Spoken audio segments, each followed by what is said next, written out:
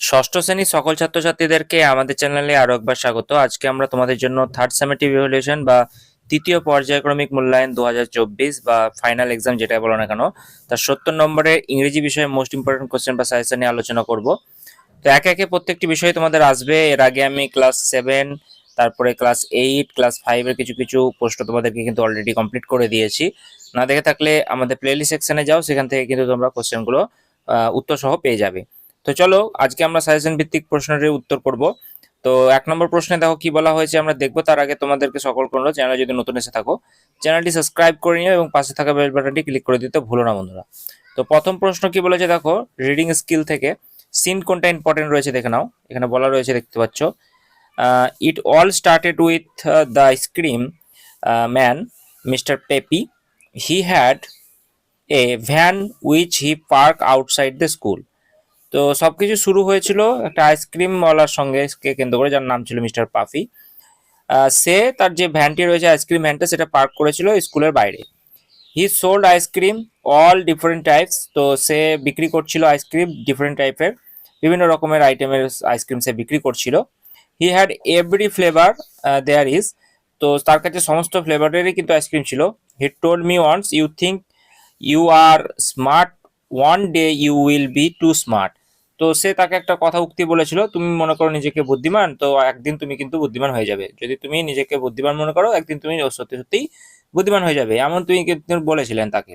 তারপরে যে I just love and work of, I knew he wouldn't do anything, he was always giving free ice cream to kids who had no money, he fail sorry for poor people. তো যাই হোক, সে তখন হেসে চলে গিয়েছিল, সে জানতো সে কিছুই করতো না।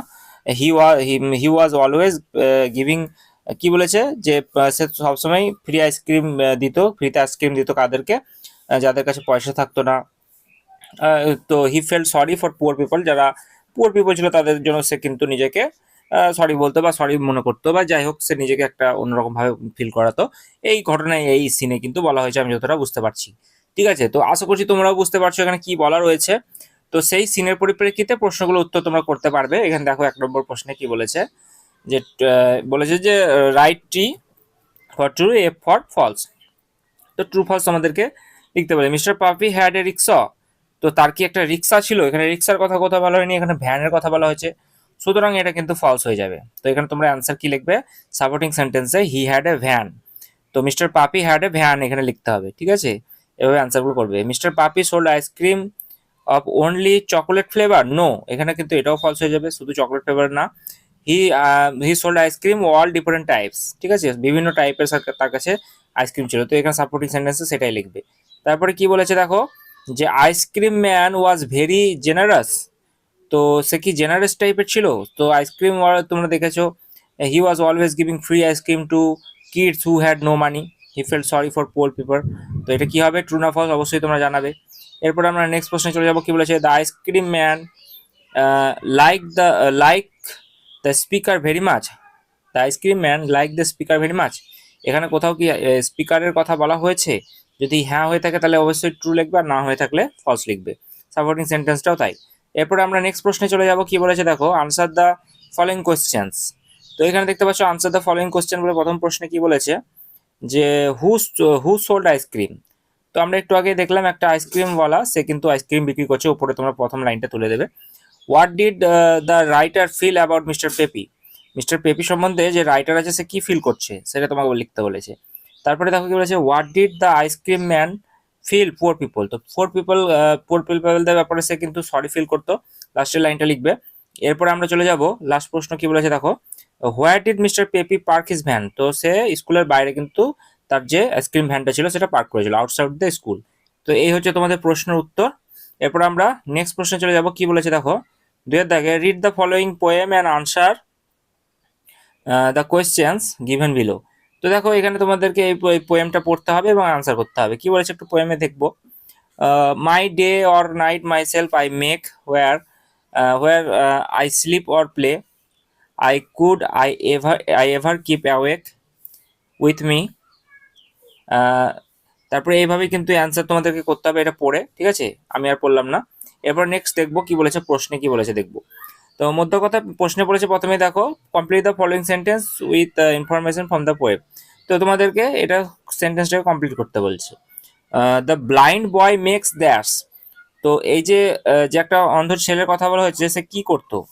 He feels like king when, he feels like king when, তো কখন সে নিজেকে রাজা মনে করতো? এগুলো তোমাদেরকে প্রশ্ন থেকে তুলে লিখে দিতে হবে, উত্তর লিখে দিতে হবে। তারপর দেখো কি বলেছে, how does the boy make his day and night, why what can not destroy his chair of mind. তারপর দেখো কি বলেছে, হোয়াট ডাজ হি ওপেন দেয়ার। তারপরে নেক্সট প্রশ্নে চলে যাবো আমরা। তো এই হচ্ছে, এইগুলো তোমাদেরকে প্রশ্ন থেকে বেছে নিয়ে লিখে দিতে হবে, এগুলো খুবই সহজ, তোমরা পারবে নিজেরাই। এরপরে আমরা নেক্সট প্রশ্নে চলে যাব। আনসিন থেকে কি প্রশ্নে বলেছে দেখবো। আনসিন থেকে 1 নম্বর প্রশ্ন কি বলছে দেখো। 1 নম্বর প্রশ্ন বলছে আনসিন থেকে কোনটা, the national flag of India has 3 colour, saffron is the top. তো আমাদের যে ভারতবর্ষের জাতীয় পতাকা রয়েছে সেটাকে কেন্দ্র করে একটা unseen. White is in the middle, green the bottom, saffron color stand for courage and sacrifice, the white color is the symbol of truth and peace, the green color represent faith and prosperity, there is blue wheel in the center, it stands for progress, we can hoist in it on 15 August, which is our national independence day. We can hoist the national flag also on 26th January, is our Republic Day. We salute our flag, national flag, to show respect and honor. We love our national flag. We are proud of it. তো এই যে national flag সম্বন্ধে কোনটা কি colour, সেটার কি মাত্র এবং কি কি রয়েছে, এই বিষয়গুলি নিয়ে তোমাদেরকে একটা আনসিন দিয়েছে। তো দেখে নেবো এবারে যে right true for the true সেন্টেন্সের জন্য টি তোমাদেরকে লিখতে বলেছে, টি লিখতে বলেছে তোমাদের ট্রু সেন্টেন্সের জন্য, এবং এফ লিখতে বলেছে ফলস সেন্টেন্সের জন্য। তো এগুলো তোমরা পারবে। তো দেখো 1 নম্বরে বলেছে the wheel in the centre of the Indian national flag is yellow. আমরা দেখলাম যে ইয়েলো নয়, ওটা কিন্তু ব্লু কালার ছিল, সুতরাং এটা ফলস। এবার the Indian national flag has more than 2 colours, অবশ্যই মোর দ্যান 2 কালার্স আমরা দেখতে পাচ্ছিলাম। এরপর কি বলেছে, the wheel in the centre of the Indian national flag stands for progress, অবশ্যই প্রোগ্রেস আমরা দেখলাম একটু আগেই। এরপরে কি বলছে, the Indian observe on Republic day every year 15 August, না রিপাবলিক ডে আমরা 26শে জানুয়ারি পালন করি, সুতরাং এটা ফলস হবে।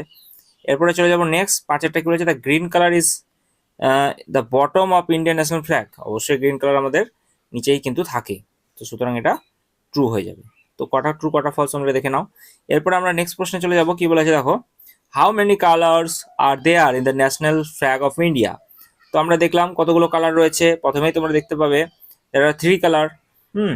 এভাবে লিখবে, what is the centre of national flag of India. তো আমরা দেখলাম যে একটা হুইল রয়েছে সেন্টারে। What does the saffron colour stand for. তো স্যাফরন কালার কি কালার স্ট্যান্ড করছে, তো স্যাফরন কালারটা এখানে দেখতে পাবে গ্রিন কালার রয়েছে, ব্লু কালার রয়েছে। হ্যাঁ, তারপরে আমরা স্যাফরন কালারটা কিসের জন্য, the saffron colour stands for courage and sacrifice, এটা লিখে দেবে। ঠিক আছে, এই হচ্ছে তোমাদের প্রশ্নের উত্তর। এরপরে নেক্সট চলে যাবো আমরা, why do we salute hour national flag. আমরা কেন স্যালুট করি, we salute hour national flag to show respect and honour, we love our national flag, we are proud of it, এইটুকুই লিখতে বলেছে। তো এইটুকুই তোমরা লিখে দেবে। এরপরে কি বলেছে 5 number, when can we hoist our national flag. তো আমরা 15ই আগস্ট এবং 26শে জানুয়ারি 2 দিনই আমরা কিন্তু হোয়েস্ট করে থাকি। ঠিক আছে, এইটুকুই তোমাদেরকে লিখতে বলেছে। এরপর আমরা চলে যাব গ্রামার ভোকাবুলারিতে। তো গ্রামার ভোকাবুলারিতে 1 নম্বরে কি বলেছে দেখো, I was dash top of dash class. তো এখানে তোমাদেরকে আর্টিকেল প্রিপোজিশন লিখতে হবে। I knew that I had dash sharp brain. তারপরে কি বলেছে, আদার ক্রিডস dash class war জেলস dash me. তো এখানে তোমাদেরকে যেগুলো সাপোর্টিং সেন্টেন্স রয়েছে, এই আর্টিকেল রয়েছে, সেগুলো লিখতে হবে, কোথায় অ্যাড বসবে, কোথায় অ্যান্ড বসতে হবে, কোথায় দি বসতে হবে, এগুলো তোমাদেরকে লিখে দিতে হবে। এবার কি হচ্ছে, change the gender of the following. Nephew এর জেন্ডার কি হবে, তারপর মিস্ট্রেসের জেন্ডার কি হবে, পিককের জেন্ডার কি হবে, এভাবে চেঞ্জ করতে বলেছে। ঠিক আছে, এরপরে চলে যাবো আমরা নেক্সট প্রশ্নে, write the opposite of the following word. Opposite লিখতে বলেছে ফ্রিডম, আইডেল, ফার, হ্যাঁ, তারপর রয়েছে বোল্ড, তো এগুলোর কিন্তু সমস্তটার অপোজিট তোমাকে লিখতে বলেছে। ওকে, এটুকুই তোমাদের প্রশ্ন। এরপরে চলে যাব, দেখো 1 নম্বরের প্রশ্ন দিয়েছে, টিক চিহ্ন দিতে হবে বলেছে, টিক মার্ক দিতে বলেছে appropriate from the given verb bracket থেকে, ঠিক আছে। Each of the following, each of the student, have হবে না হ্যাড হবে। তারপর বলেছে দ্য নিউজ, ইজ হবে না আর হবে। তারপর বলেছে নাইদার হি নর হিজ ব্রাদার, ইজ হবে নাকি আর হবে। দ্য রুপিজ, ইজ হবে না আর হবে নেসেসারি ফর দ্য পেন। এভাবে তোমাদেরকে লিখতে বলেছে। এরপরে চলে যাবো আমরা নেক্সট প্রশ্নে। ট্রান্সলেট করতে দিয়েছে তোমাদেরকে ইংলিশে বাংলা থেকে, পাখি উড়ে, পাকা আকাশে উড়ে, সূর্য পূর্ব দিকে ওঠে, আঙ্গুর ফল টক, আমি কলকাতা যাব আগামীকাল। এগুলো তোমাকে ইংলিশে ট্রান্সফর্ম করে লিখতে হবে। এরপর চলে যাবো আমরা রাইটিং স্কিল। রাইটিং স্কিল থেকে কোনটা ইম্পর্টেন্ট দেখে নাও। প্যারাগ্রাফ, ঠিক আছে, 80 ওয়ার্ডে লিখতে বলেছে। Your parents, your favourite season, your first day of school. তো তোমাকে 3টের মধ্যে একটা আসবে এখান থেকে। তোমার নিজের পেরেন্টস সম্বন্ধে লিখতে পারো, তোমার নিজের ফেভারিট সিজন, মানে তোমার গ্রীষ্মকাল ভালো লাগে, শীতকাল ভালো লাগে কোনটা, অথবা তোমার প্রথম দিন স্কুলে কেমন অভিজ্ঞতা হয়েছিল সেটা তোমাকে লিখতে বলেছে। এবার নেক্সট চলে যাবো আমরা রাইট এ শর্ট স্টোরি। একটা স্টোরি রাইটিং দিয়েছে, এটা খুবই ইম্পর্টেন্ট, তোমাদের বিভিন্ন স্কুলে দেয়। স্টোরি রাইটিং খুবই ইম্পর্টেন্ট, তোমাদের স্কুলে আসে কিন্তু এগুলো বারবার। তো তাই বলবো তোমাদের স্টোরি রাইটিংটা দেখো। প্রথমে একটা হিন্ট দিতে বলেছে, হিন্ট দিয়েছে, an old farmer call his lazy sons, ask them to ডিগ us treasure. তারপর কি বলেছে দেখো, শর্টেড ইন দ্য ফিল্ড। এইভাবে তোমাদেরকে হিন্ট দিয়েছে, এখান থেকে একটা তোমাকে একটা টাইটেল চুজ করতে হবে, তারপরে এই হিন্ট থেকে তোমাকে অ্যান্সার করতে হবে। এইটুকুই তোমাদের প্রশ্ন। তো এইটাই ছিল তোমাদের ইংলিশ বিষয়ে মোস্ট ইম্পর্টেন্ট কোশ্চেন বা সাজেশন। এই ভিডিওটি ভালো লাগলে অবশ্যই লাইক করে দেবে, আর চ্যানেল নতুন আসলে চ্যানেলটি সাবস্ক্রাইব করতে ভুলবে না। আমি এরপরে অন্যান্য ভিডিওগুলো খুব তাড়াতাড়ি তোমাদেরকে দিয়ে দেওয়ার চেষ্টা করছি।